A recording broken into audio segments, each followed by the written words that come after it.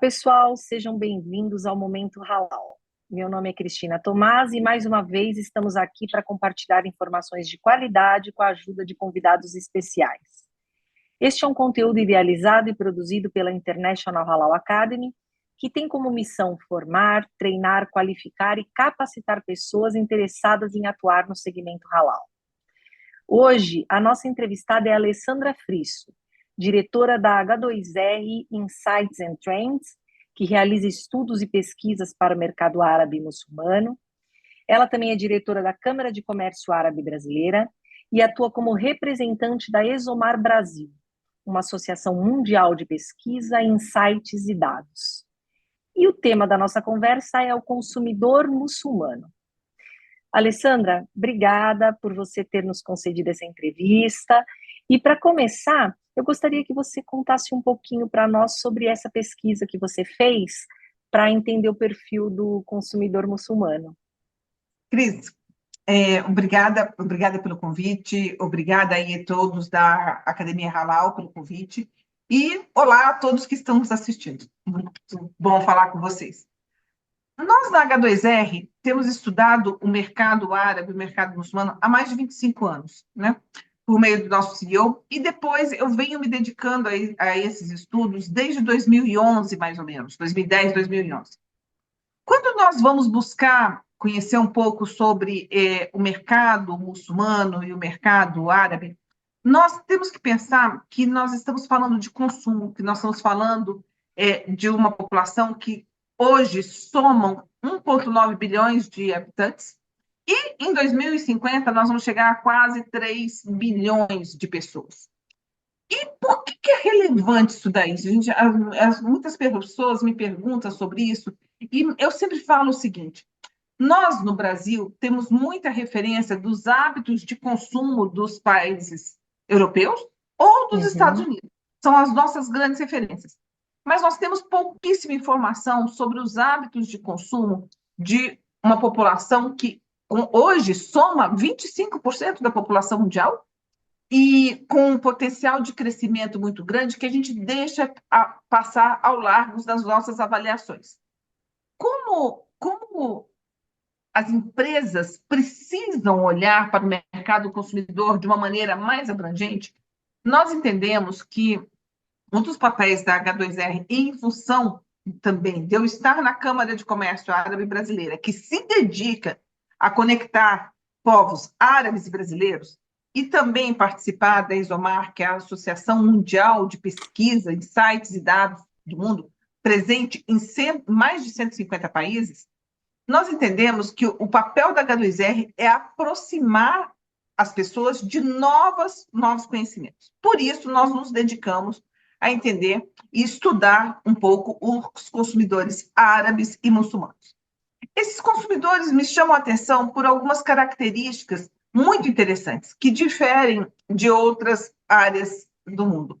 Nós estamos falando de uma população jovem, altamente conectada, com desejo muito grande de se conectar com as novas tendências, com tudo que está acontecendo no mundo.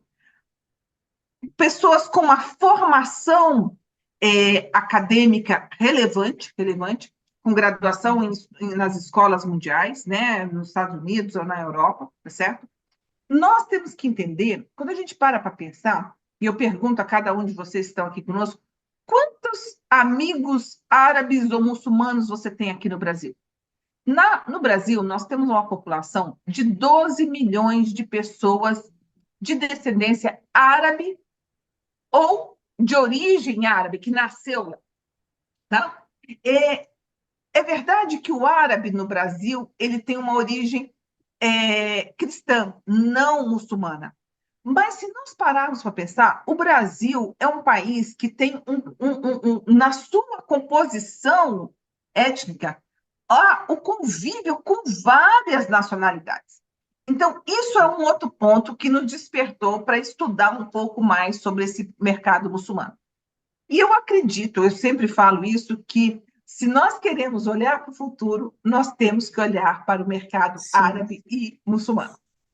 Sim. Até, Alessandra, quando a gente fala do mercado árabe, óbvio, a gente está falando, né, da lei do Oriente Médio, enfim, mas quando a gente fala do mercado muçulmano, a gente está falando também da Malásia, né, do norte da África, e eu até queria te perguntar nessa esteira se tem diferença, tem particularidades entre esse consumidor, o árabe, o muçulmano da Malásia, enfim, o do norte da África, tem particularidades? Sim. Olha, muito interessante esse ponto de vista. Não tem um único muçulmano. Nós temos Aham, vários muçulmanos, tá? Como se eu perguntasse para você, tem um único brasileiro? Não, não tem um único brasileiro, né? Os hábitos do Nordeste são diferentes daqueles do Sul. Nós temos um total de 22 países árabes que estão distribuídos no Golfo Arábico, estão distribuídos no norte da África e na região do Levante. E nós temos eles se somam aos países muçulmanos, que grande parte dos países árabes também são muçulmanos. Nós temos um total de 57 nações aonde uhum, o Islã é preconizado e por isso há uma referência a esse consumidor muçulmano.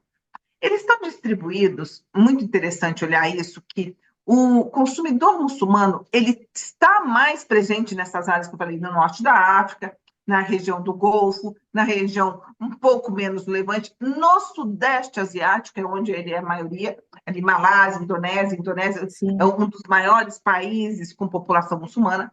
A Malásia é referência em função da estratégia de governo e da estratégia econômica que eles adotaram junto ao mercado, e aí é um mercado específico, o mercado halal. Mas o que é muito importante nós lembrarmos que esse muçulmano ele também está na Europa, ele também está nos Estados Unidos. Nós sim. temos comunidades muçulmanas em todo o mundo, tá?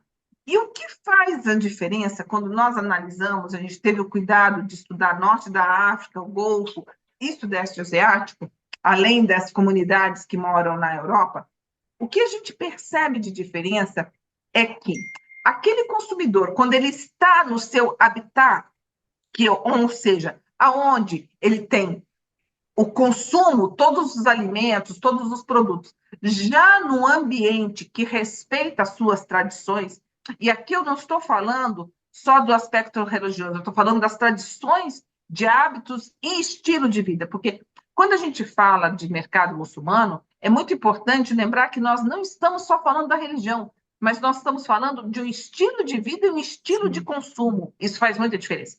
Então, quando eu olho esse consumidor, que ele está no seu habitat, ou seja, dentro da região do Golfo ou no Sudeste Asiático, aonde os produtos, o consumo, todo ele é promovido com base nos preceitos que regem o cotidiano dessas pessoas, tá? Diferente, por exemplo, de quando ele vai a um supermercado europeu ou nos Estados Unidos, que você não tem os produtos tão disponíveis da mesma forma. Entretanto, o que a gente observa é que a relevância desse mercado consumidor é tão grande que as grandes marcas, se eu estivesse falando de uma Unilever, se eu estivesse falando de uma Nestlé, que são marcas que estão presentes em praticamente todos os países, você já vê que elas adotam estratégias muito segmentadas para atender essa população. Não só quando ela se posiciona dentro do mercado da Arábia Saudita ou dentro do mercado da Indonésia ou Malásia, mas Uhum. também quando ela se posiciona para esse consumidor na Inglaterra, na França. Então, há uma preocupação das marcas, principalmente as globais, de chegar nesse consumidor respeitando as suas tradições. E isso é muito interessante, porque isso, para mim, tem um outro peso, que é nós ampliarmos o conceito de diversidade. A diversidade é isso, é aceitar culturas diferentes, é aceitar populações Sim. diferentes, é aceitar essa integração dos povos. É disso que nós estamos falando, né? Então, esse consumidor muçulmano, ele é diferente, sim, eles têm aspectos culturais que diferem de uma região para outra, mas os preceitos, o estilo de vida e o estilo de consumo são muito próximos, dadas as diferenças regionais. Sim. E assim, né, Alessandra, até com base nisso que você falou, a confiabilidade ela deve ser imprescindível, né, para o consumidor muçulmano. E aí eu te pergunto, né, o que as empresas devem fazer para passar essa confiabilidade para o consumidor muçulmano, além de ter a certificação halal? Nós temos que lembrar por que o consumidor muçulmano é tão importante para o mercado brasileiro. O Brasil está posicionado, é um protagonista mundial na segurança alimentar, né? Quando nós estamos, e eu sempre brinco com as empresas, a segurança alimentar não é só uma questão das grandes empresas. As empresas de médio, pequeno porte, que tenham um nicho específico, também podem contribuir para isso. Quando nós olhamos que a nossa pauta agrícola, a nossa pauta exportadora agrícola, atende muito bem às necessidades de consumo dessas regiões, nós temos que pensar que o que esse consumidor quer? O que você, como consumidora, quer quando recebe o produto? Você quer entender a origem desse produto, você quer saber como que esse produto foi feito, como que esse produto foi fabricado, de onde ele saiu e como que ele chegou na sua mesa. Essas duas perguntas, as empresas têm que ter um radar de agora para frente, porque o consumidor não aceita não ter informação. Hoje, nós temos que lembrar que o nosso consumidor é altamente informado e ele quer mais detalhes de todo o processo produtivo. A confiança tem um papel muito importante para o muçulmano, porque o valor do boca a boca, que a gente fala, a comunicação é só na rede social, é só no WhatsApp. Não, não é. Nós temos um valor essencial para o muçulmano, que é o boca a boca, é a recomendação. A recomendação se passa por um elemento de que eu sou responsável por aquela informação que eu estou te dando. Então, a confiança que ele tem que ter na empresa é muito grande a ponto de que ele possa recomendar. E quando nós estamos falando, especialmente, dos produtos alimentícios destinados a esse público, nós temos que fazer um recorte para os produtos halal, produtos que respeitam as tradições. Então, um produto que não tenha álcool, um produto que não tenha uma origem suína, certo? Entre outros elementos. Mas se a gente se ater a esses dois, já é um bom exemplo do que nós estamos falando, dos critérios que nós estamos falando. Mas, por exemplo, para o mercado de proteína animal, há uma preocupação clara dos muçulmanos, dos consumidores muçulmanos, sobre o bem-estar animal. Como que aquele animal vive e como ele foi abatido. Então, esses cuidados nós temos que fazer com que essas informações que já existem dentro das empresas cheguem até esse consumidor. E como que isso pode ser feito? Isso pode ser feito através da rastreabilidade dos produtos. Rastreabilidade dos produtos. Mas, para isso, a gente precisa de alguns componentes. Um deles é o que a Câmara Árabe tem trabalhado, que é o desenvolvimento de um sistema de blockchain que permita que um produto brasileiro saia daqui com rastreabilidade e essas informações sejam acessadas no momento em que o navio chega no porto de destino. Então, antes, você vê que nós estamos levando as informações de origem ao destino desse mercado, e dali essas informações vão para o varejo, que é o segundo passo, para chegar às mãos do consumidor. Então, nós temos um trabalho muito grande dentro da Câmara, a Academia Halal tem acompanhado, a FOBRAS tem acompanhado esse trabalho, no sentido de nós desenvolvermos plataformas tecnológicas que possibilitem as pessoas acessarem, e aí eu não estou falando só do consumidor final, mas todas as entidades regulatórias dos mercados que recebem nossos produtos, que eles possam ter as informações na palma da mão. É isso que nós queremos. E o blockchain dá isso. A Câmara Árabe foi pioneira nessa iniciativa, é uma iniciativa que tem tido grande adesão dos mercados árabes, e acredito que logo também de alguns mercados islâmicos, para que a gente possa levar produtos de qualidade, não apenas produtiva, mas qualidade também da informação. Alessandra, você vem reforçando que a população islâmica tem um índice de crescimento acima da média e é bem jovem. São dados demográficos que nos permitem afirmar que o mercado halal vai crescer cada vez mais? São. são dados demográficos contundentes. Não é só uma tendência, é um fato. Nós vamos ver isso acontecer. Nós vamos ver isso acontecer. E tem um aspecto muito importante que se soma a isso, é que nós temos um conjunto virtuoso de fatores que vão provocar esse crescimento de demanda de consumo, tá? Nós temos essa população jovem crescendo, uma população que tem uma taxa de natalidade maior do que a europeia ou americana, né? Então, nós observamos 3, 4 filhos para cada família muçulmana ou árabe. Nós temos um processo de urbanização desses países muito grandes, com desenvolvimento e realmente, às vezes, até construção de novas cidades urbanas, centros urbanos para trazer mais informação. Nós temos um outro fator, que é o fator tecnológico. Essa população é altamente conectada e conectada com mercados, por exemplo, eu estou falando na Indonésia, na Malásia, ou mesmo na Arábia Saudita, essa população está muito conectada com as informações que vêm do Sudeste Asiático, que vem da China, que vem da Singapura. Então, nós vamos ver ali uma alavanca de crescimento exponencial, como, por exemplo, já acontece com o e-commerce. Antes da pandemia, os países árabes e alguns países muçulmanos estavam muito atrás na curva do e-commerce, tá? Porque eles tinham um potencial muito grande, mas não estavam aproveitando. Com a pandemia, eu acredito que esses países eles conseguiram capitalizar as dificuldades que nós tivemos durante a pandemia com investimento em tecnologia. Então, por exemplo, nós temos na África e-commerces, o Jumia, que ele proporcionalmente seria como uma Amazon, tá? Considerando a África, que teve um crescimento exponencial. Nós temos o NUM na região do Golfo e Norte da África, de origem emirática, que teve também um crescimento exponencial. Sem falar de todos os outros que nós conhecemos ali da China, o Shopee, etc., que todos estão muito envolvidos nesse comércio. Então, nós temos que pensar que nós estamos falando de uma mudança do eixo econômico e do eixo, não só do eixo da onde está o dinheiro no mundo, mas do eixo da demanda de consumo, aonde nós vamos ter intensidade de consumo dentro desse eixo que eu estou falando para você.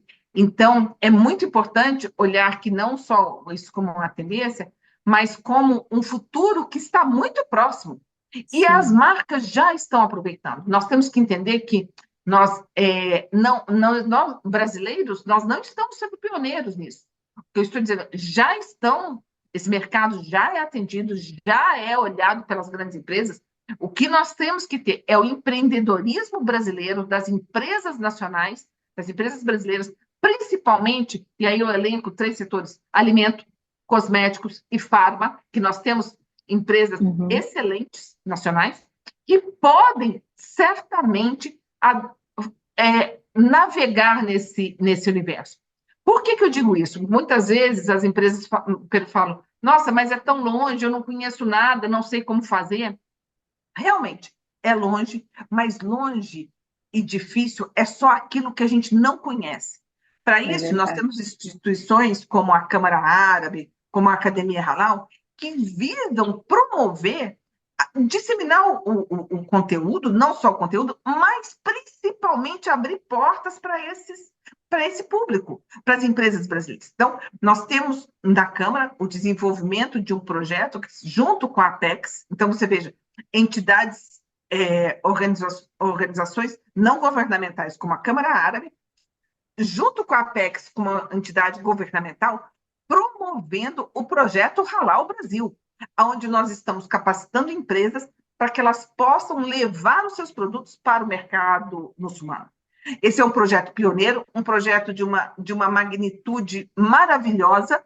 É a primeira onda dele, torço para que a gente possa ter novas ondas, porque eu acredito muito que esse projeto será um embrião de novos e grandes negócios, sem sombra de dúvida. E as empresas que querem atuar nesse mercado têm de aproveitar realmente, não só oportunidades como essas, mas essa experiência, né, que o Brasil já já atende aí o mercado árabe muçulmano já tem algumas décadas, então é olhar para isso enfim, e se beneficiar, né, dessa possibilidade, né, e é tão importante para a economia brasileira, para gerar empregos também, né, aqui. Sem dúvida. E olhando para o Brasil, né, Alessandra, eu queria colocar o foco nesse consumidor de produtos halal do Brasil, né? O que já se sabe sobre essas pessoas, né? Vocês têm informações? Já foi feito algum estudo? A gente sabe que é um país de minoria islâmica, mas o que vocês já sabem? Olha, isso é muito interessante. A primeira vez que nós fomos estudar esse mercado, eu me perguntava muito, falei assim, será que eu já não estou comendo um frango halal? Será que eu já não estou comendo alguns produtos halal? E sim, estamos. Uhum, Nós somos um país, obviamente, a população islâmica no Brasil é 0,1%, é muito pequena. Tá? Mas nós temos uma convergência muito importante. Se nós olharmos que aquilo que eu falei para você, do estilo de vida halal, do estilo de consumo halal, esse estilo de consumo é muito convergente com o consumo ético. E hoje o consumo ético não é uma pauta do Brasil, ou da Europa, ou de um país uhum, muçulmano. É uma pauta mundial. Nós temos que olhar melhor para aquilo que nós consumimos, para as nossas escolhas, para como nós descartamos os produtos, para como nós qual o cuidado que nós temos que ter com aquele animal que vai ser o nosso alimento. Tá? Quando nós pensamos que o estilo de vida halal e o consumo ético podem convergir para o mesmo local, como eu acredito e preconizo, eu acredito muito que isso vai caminhar junto e são convergentes, nós estamos apontando para um estilo de consumidor mais consciente. E aí nós sim. temos mercado. Então, nós já temos observado o lançamento no Brasil de algumas casas de carne halal. De carne Uhum. halal. E eu acredito que isso em São Paulo, no Rio Grande do Sul, eu acredito que logo no nosso Paraná, nós vamos ver mais iniciativas nesse sentido. Por quê? Porque nós estamos falando desse consumidor mais consciente, que ele quer mais informação sobre os produtos. E aí nós temos como atendê-los com a produção halal, que já existe no Sim. Brasil. As plantas de os grandes frigoríferos, tanto bovino como de aves, já estão preparadas para nos atender. Talvez, eu sempre me pergunto isso, eu acho que a gente já come muita coisa halal. Talvez o que esteja faltando no Brasil para desenvolver esse mercado como um estilo de vida e um consumo mais consciente é propaganda, é divulgação. Isso. A Uhum. demanda existe, a produção existe. O que nós ainda não temos é a divulgação. Sim, que é o que a própria academia tenta fazer, né? Não só qualificando mão de obra, mas por meio da produção de conteúdo mesmo, vem tentando Claro. fazer, e outras entidades. E eu queria até fazer um adendo, né, Alessandra, que esse consumidor consciente, ele também está preocupado com o meio ambiente, Sim, ele está verdade. preocupado com a responsabilidade social, né, das Sim, empresas. Então, o que que ela faz também com parte, né, dos seus lucros, né? Ainda mais num país ainda tão desigual como o nosso, né? Então, sim. quando a gente fala desse consumidor consciente, abarca tudo isso também, né? Sem dúvida, sem dúvida. É um movimento que bom, tomara que cresça. E, enfim, Alessandra, então, com base em tudo isso que a gente falou aqui, você como uma estudiosa desse mercado, o que você diria, então, hoje para esse empresário brasileiro que quer atuar no mercado islâmico? Quais são as dicas, assim, os primeiros passos para que Eu ele acho, entre nesse mercado? acho que o primeiro passo é buscar conhecimento. O Uhum. conhecimento, ele é como uma ponte, ele constrói a sua estrada, ele constrói por onde você vai andar.